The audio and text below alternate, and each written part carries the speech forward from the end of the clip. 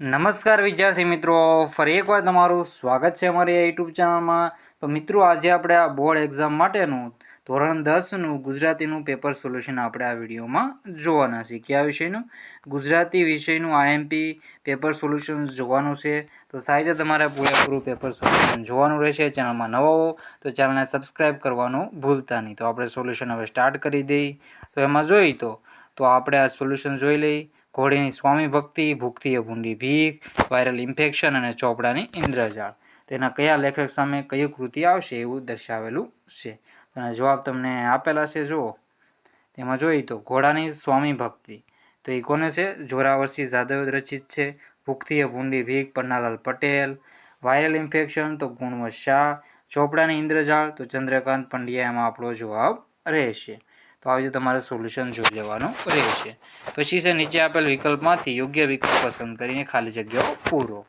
તો આપણે હું ઉતાવળ રાખીશ તો તમે સાહિત્ય પોઝ કરીને સોલ્યુશન જોઈ લેજો. તો આના આપણે ક્વેશ્ચનના આન્સર હવે જોઈ લઈએ.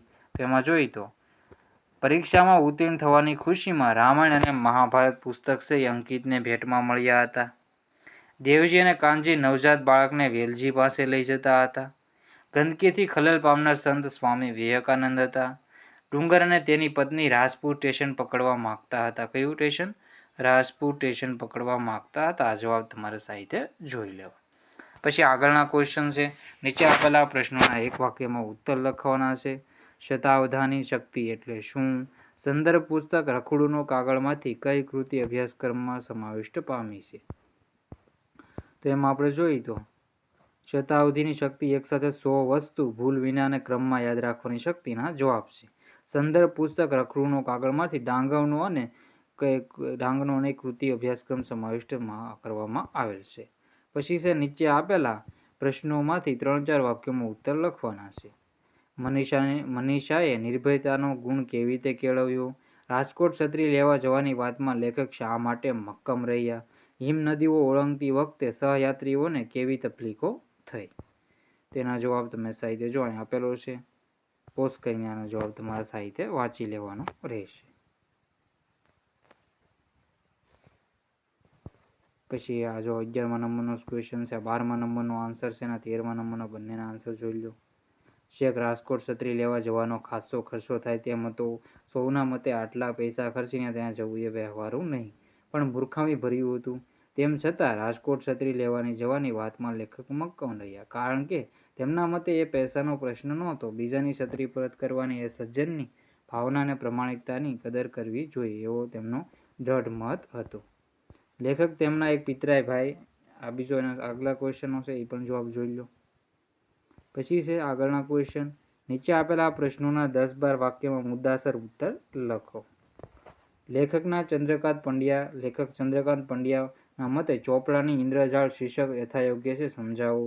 ભૂખથી ભૂંડી ભીખ કૃતિના આધારે રાજુની મનોવ્યથા લખો અને ઘેલ ઘોડીની ખાનદાની વર્ણવો. એના જવાબ છે સાહિત્ય જોઈ લેજો પોઝ કરીને.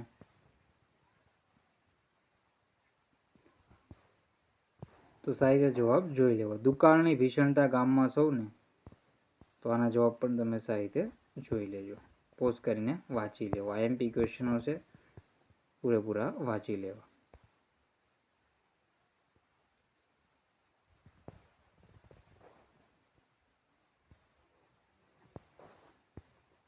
પછી 16મા નંબરનું છે, આનો પણ જવાબ જોઈ લો સાહિત્ય.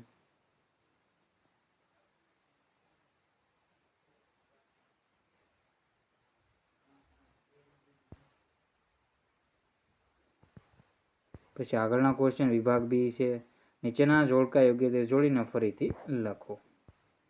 પદ્યકૃતિ અને સાહિત્ય પ્રકાર. ચાંદલિયો, માધવ દીઠો છે ક્યાંય, વતનથી વિદાય થતા અને દીકરી. તેનો જવાબ જોઈએ તો આપેલા છે. ચાંદલિયો છે એ લોકગીત છે. શું છે? ચાંદલિયો છે એ લોકગીત છે. માધવને દીઠો છે ક્યાંય ઉર્મી ગીત છે. વતનથી વિદાય થતા એ સોનેટ છે. અને દીકરી તો દીકરી ગઝલ છે. નીચે આપેલા વિકલ્પોમાંથી યોગ્ય વિકલ્પ પસંદ કરી ખાલી જગ્યાઓ પૂરો. તો ખાલી જગ્યા તમારે જાતે પૂરવાની રહેશે. એનો જવાબ નીચે મિત્રો આપેલા છે. જુઓ, વૈષ્ણવજન વણલોભીને કપટ રહિત છે. હેયુ ઉઝરડાય રક્ત ટસ્યા હૂટે. ગંગા સતી યોગ માર્ગે આગળ વધેલા હતા. કવિ રાજેન્દ્ર શાહના મતે આપણી વ્યથા બીજાને મન આનંદની કથા હોઈ શકે. પછી નીચે આપેલા પ્રશ્નોના એક વાક્યમાં ઉત્તર લખો.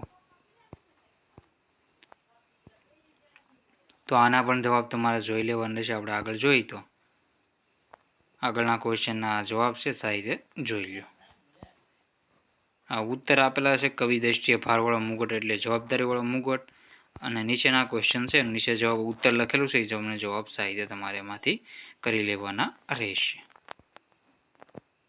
તો હું ધીરે ધીરે બધા ક્વેશ્ચન સ્ક્રોલ કરું છું, તમે જવાબ સાહિત્ય જોઈ લો. આ પ્રશ્નો છે અને એના જવાબ નીચે જો આપેલા છે, આ જવાબ જોઈ લો.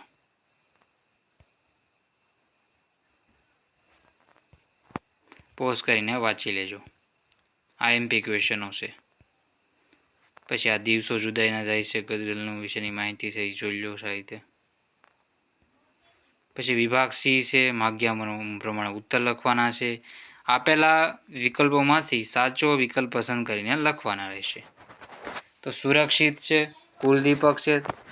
તો અહીંયા જો અહીં તદનુસાર આવશે સુરક્ષિતની જોડણી સાચી આ છે. કુલદીપકની સાચી જોડણી કઈ રહેશે? તો કુલદીપકની સાચી જોડણી કઈ રહેશે મિત્રો? આ રહેશે. તો સાહિત્ય તમારે જવાબ ટીક કરી લેવાનો રહેશે.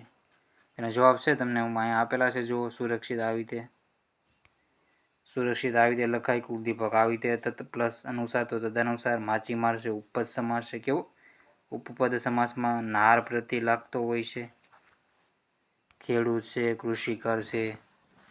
પછી માંદા તો બીમાર ને માદા તો સ્ત્રીજાત. આપણી બબલી જ પગલી જાણે ઉત્પ્રેક્ષ અલંકાર થશે.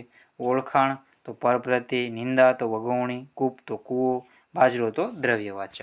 એના જવાબ તમારે આવી રીતે જોઈ લેવાના રહેશે. પછી આપેલા પ્રશ્નના જવાબ કંઠે પ્રમાણ આવવા તો આવવાના આપણે આગળ આ બધા ક્વેશ્ચન આગળ જોઈ લઈએ. તો ખાલી પ્રશ્ન જોઈ લો અને જવાબ તમને આગળ આપેલા છે.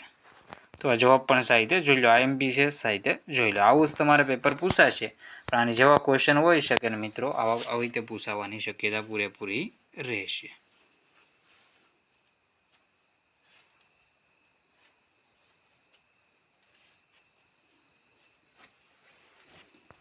પછી આપણે આગળના ક્વેશ્ચન જોઈ લે. વિભાગ ડી છે. નીચે આપેલ પંક્તિઓના આશરે 15 વાક્યોમાં અર્થ વિસ્તાર કરો. તો તમારા અર્થ વિસ્તાર સાહિત્ય જોઈ લો છે આનો.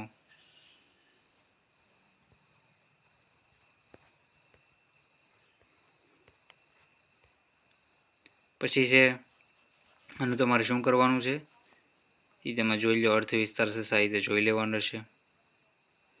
પારકિયા સદા નિરાશ. તમારી શાળામાં યોજાયેલ સ્વચ્છતા અભિયાન અંગેનો અહેવાલ આશરે કેટલા 100 શબ્દોમાં તમારે લખવાનું છે. અહેવાલ લેખન કરવાનું રહેશે. તો સ્વચ્છતા અભિયાન વિશેનો અહેવાલ લેખન છે તો આવી રીતે તમે અહેવાલ લેખન કરી શકો. તારીખ મારીને તમે આવી રીતે સાહિત્ય તમે કરી શકો. અહેવાલ લેખન જોઈ લો.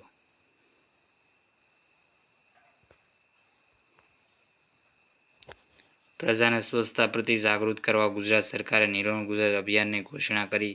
ગુજરાતની અનેક શાળાઓ, કોલેજો, છાત્રાલયો તેમજ અનેક સેવાભાવી સંસ્થાઓ અભિયાનમાં સહર્ષી વધાવી લીધું. બધી માહિતી તમારે સાહિત્ય વાંચી લેવી. અને આવી રીતે એન્ડ પણ તમે કરી શકો. પછી નીચે આપેલા ગદ્યખંડનો આશરે ત્રીજા ભાગમાં સંક્ષિપ્ત કરી યોગ્ય શીર્ષક આપો. તો ગદ્યખંડ આપેલું છે એનો જવાબ તમને આવી રીતે મળી જશે. આપેલ મુદ્દાના આધારે આશરે 250 શબ્દોમાં નિબંધ લખો. કોઈ પણ એક.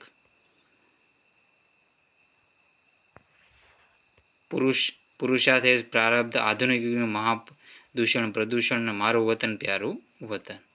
તો એનો જવાબ છે હું સ્ક્રોલ કરું છું તમે સાહિત્યના જવાબ જોઈ લો.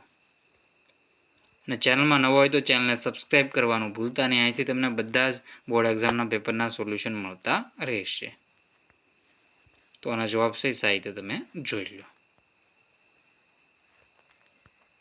આવું જ તમારે પૂછાવાની શક્યતા રહેશે. નિબંધને એવું અલગ હોઈ શકે પણ પૂછાશે તો મિત્રો આવી રીતે પેપર શેલ તો આવી રીતે રહેશે. મારું વતન અને પ્યારું વતન. તો આવી રીતે આપણો જવાબ રહેશે ને આપણું આ પેપર સોલ્યુશન હતું. આ રીતે તમારે પૂરેપૂરું પેપર સોલ્યુશન જોવાનું રહેશે. ચેનલમાં નવો હોય તો ચેનલને સબસ્ક્રાઈબ કરી લેજો. મિત્રો આ વિડીયોને એન્ડ કરીએ છીએ અને તમારે આપણે જોઈએ તો એક્ઝામ માટે ઓલ ધ બેસ્ટ. તો મિત્રો વિડીયોને એન્ડ કરીએ છીએ. જય હિન્દ, જય ભારત.